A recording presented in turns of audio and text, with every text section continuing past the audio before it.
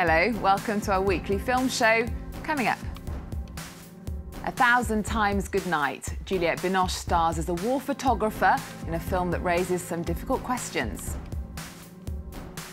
Unusual French customs are explored in My Old Lady with Kevin Kline, Kristin, Scott Thomas and Maggie Smith. And the rising profile of Indian indies on the international scene receives another boost with Kanu Bale's impressive debut, Titli. And our favourite film critic, Lisa Nesselson, is here. So let's go.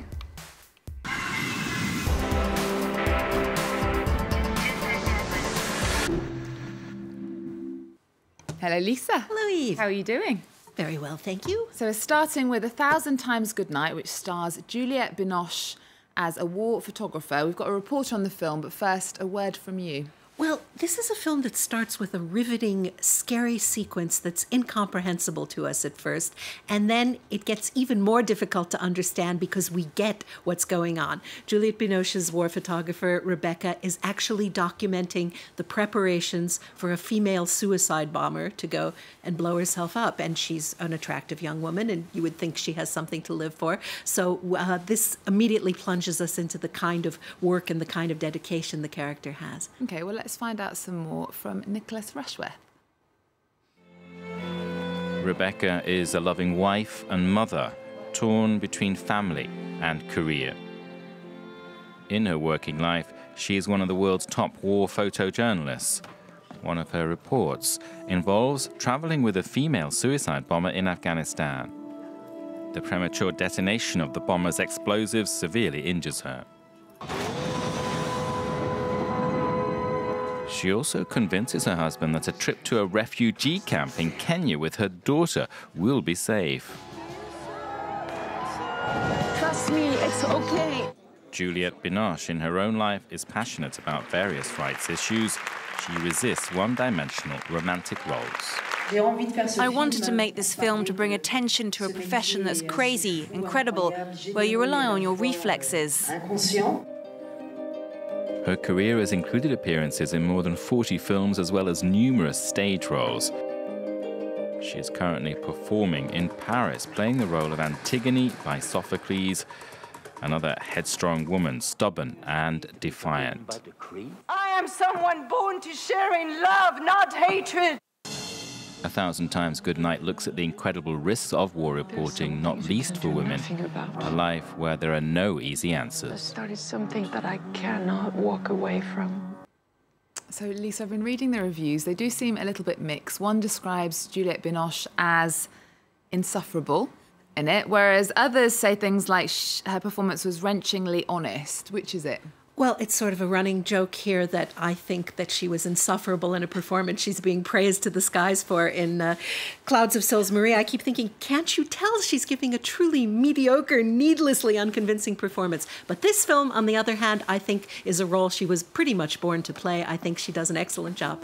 And as well as being showing us the perils of being a war photographer, it really looks at this struggle between home and work, doesn't it? It very much does, because in a lot of fields, the work you do really does change you, really does have an ongoing impact on how you feel just doing mundane tasks. Her husband, for example, is a marine biologist, and I'm sure it's upsetting to him if he has to watch a lot of plankton suffocate, but it's not quite the same as seeing, you know, scattered body parts or knowing about child prostitutes forced into horrible situations. And she really, really feels that she has a knack for bringing this news back to the outside world where people don't necessarily care. So it's very, very hard to settle down and just do play mommy, play wife, go shopping, greet people in the town you live in. Okay. Well, let's move on now to a film that's set here in Paris with a very talented cast. It's called My Old Lady, and it's about some interesting real estate customs that are unique in France. I was quite surprised when I first found out about this thing called viager. Viager, yes, the story absolutely spins around this concept, which the playwright himself, Israel Horovitz, when he first heard about it, thought was incredibly inhumane, because you are actually betting on somebody dying sooner rather than later. And the way it works is you pay less than market value for a piece of property, but the previous owner gets to stay in it, and you pay them a stipend to live on every month until they die. The most famous case being, of course, Jean Calment, who didn't die until she was 122, and the man who bought her apartment when she was 90 thought he was making a great deal. Indeed, he was not. It's quite strange. So you go and see them and you're like, oh, are you feeling all right? Any cancer or anything? Well, anyway, so it's the first film directed by the American playwright Israel Horovitz. He took up film directing at the age of 75. Yes, he's written 70 plays, and almost 50 of them have been translated into French and played in various French-speaking countries. That makes him the most popular American playwright in the French-speaking world. None of that would matter if he'd done a rotten job with this film, but in fact, he's pulled it off very, very nicely. I had the privilege of speaking to him here in Paris just the other day, and here's what he had to say.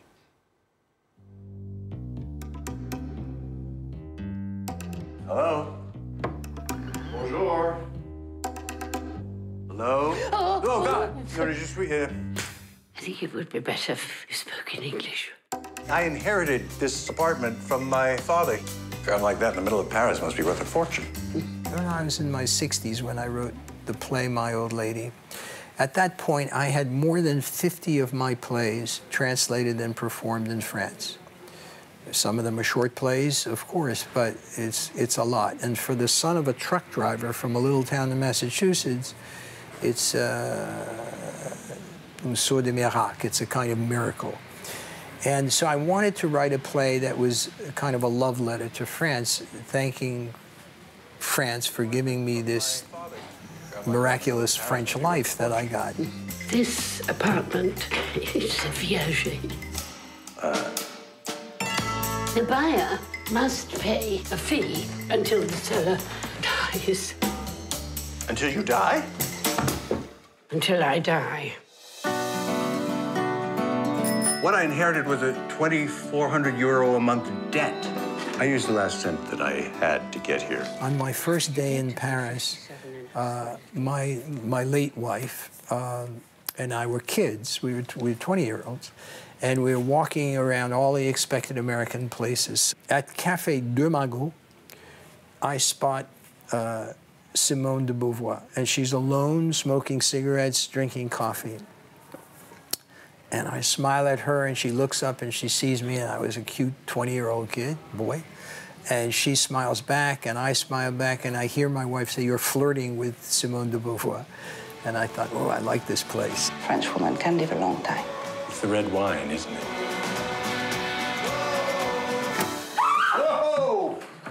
This is Chloe, my daughter. She lives here. Directing Kevin Kline, Maggie Smith, and Kristin Scott Thomas is like telling the sun to give light. It kind of knows that already. So, and as I was a first-time director at age 74 or 75 when I shot, I can remember just before we started shooting, thinking, oh my God, they deserve a better director than me. They deserve a real director. What am I doing? But I had all these negative thoughts. And then we got into the rehearsal room, and I realized every single actor in the movie comes from theater, like I do. Do you want my mother to outlive you? Take a walk by the Seine. Please don't jump in. You'll probably fail to drown yourself and just end up with a dreadful cold. It's very interesting. It was a play, now it's a movie. Does it work?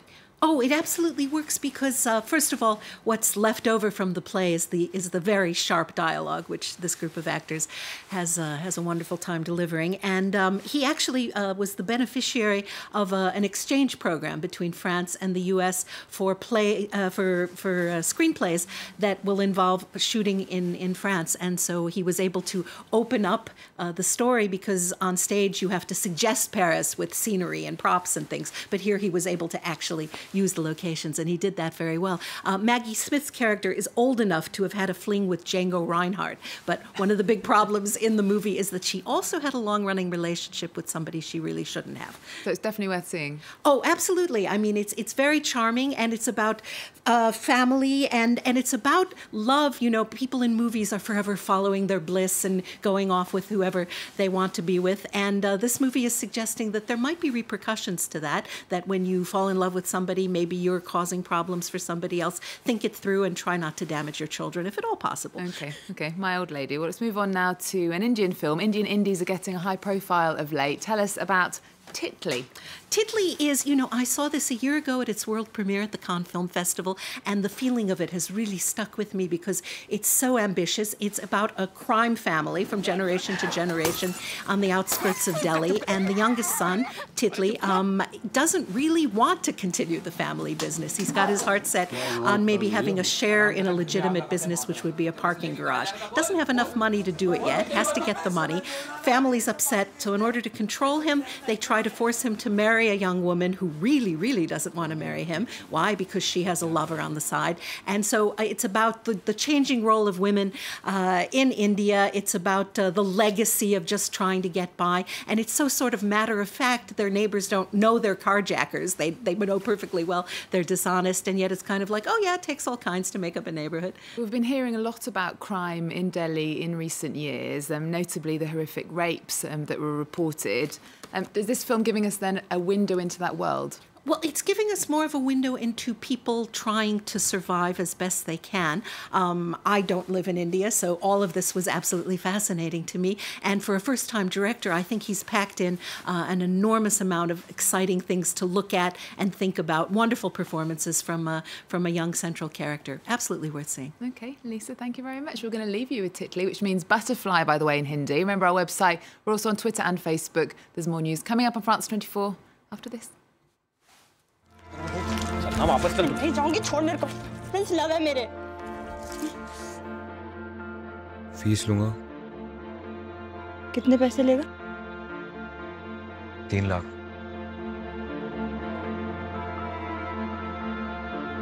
अरे हट बाबू हट देख मैं तेरे सामने नहीं हूं खुद फंसा हुआ हूं मैं यहाँ पे मुझे निकलना है यहाँ से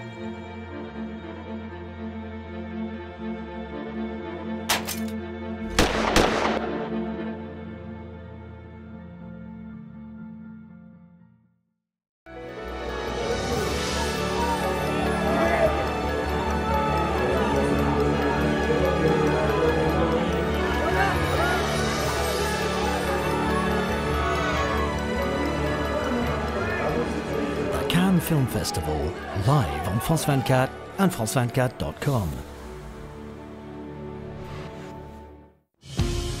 Down to Earth. We're down to Earth in Ethiopia, about to take you on a sneak preview ride of the capital's brand new electrified light rail. It's a highly visible symbol of what's being billed as the nation's renaissance. Underlying Ethiopia's boom is a pledge to develop while curbing carbon emissions. It's an ambitious plan, but one that's so far on track. Down to Earth on France 24 and France24.com.